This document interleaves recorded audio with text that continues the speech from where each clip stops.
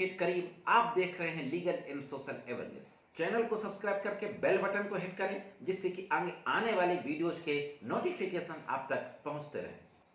आज के इस एपिसोड में मैं बात करूंगा कि अगर किसी व्यक्ति ने किसी व्यक्ति को किसी भुगतान के संबंध में कोई चेक दी है और वह चेक बाउंस हो जाती है, खाते में पैसा नहीं है,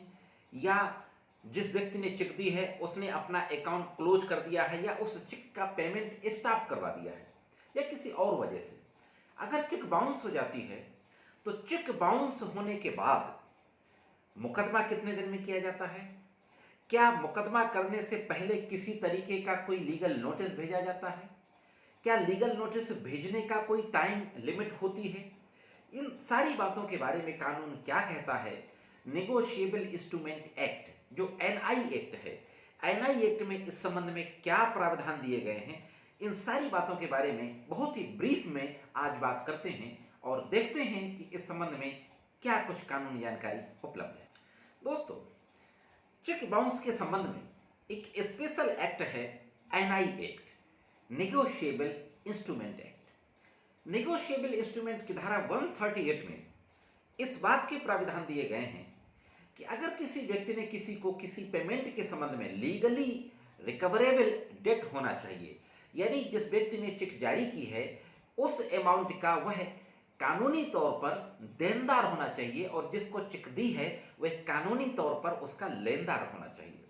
तो अगर किसी व्यक्ति ने किसी को चेक जारी की है किसी भुगतान के संबंध में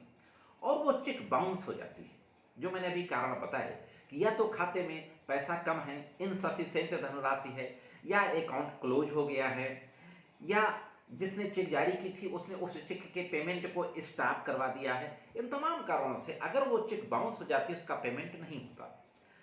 तो नेगोशिएबल इंस्ट्रूमेंट की धारा 138 ये कहती है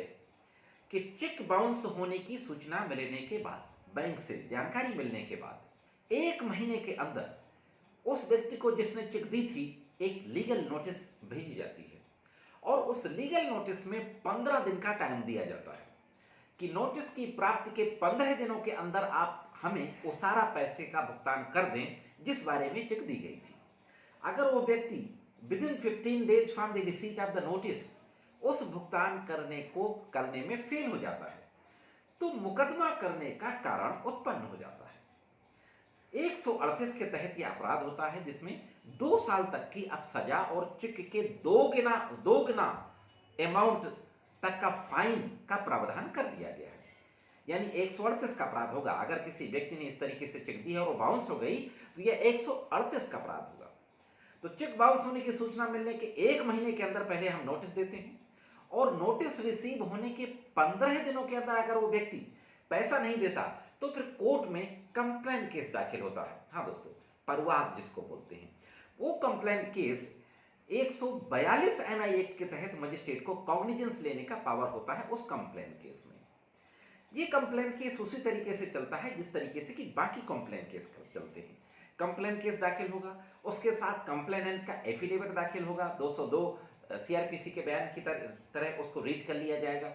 और सारे ओरिजिनल डॉक्यूमेंट्स हैं वो सब दाखिल होंगे। जैसे बैंक से जो चेक रिटर्न मेमो मिलता है चेक के साथ, वो दाखिल किया जाएगा, ओरिजिनल चेक दाखिल की जाएगी। ये सारी चीज़ें दाखिल होने के बाद फिर उस व्यक्ति को कोर्ट सम्मन जारी कर देगी। सम्मन जारी करने के बाद वह व्यक्ति कोर्ट के सामने अपीयर होगा, बेल कराएगा, या तो समनिंग ऑर्डर के खिलाफ ऑनरेबल हाई कोर्ट में जाके चैलेंज करेगा। तो ये पूरा प्रोसीजर है। अब यहाँ पर एक सवाल और उठता है कि अगर किसी व्यक्ति ने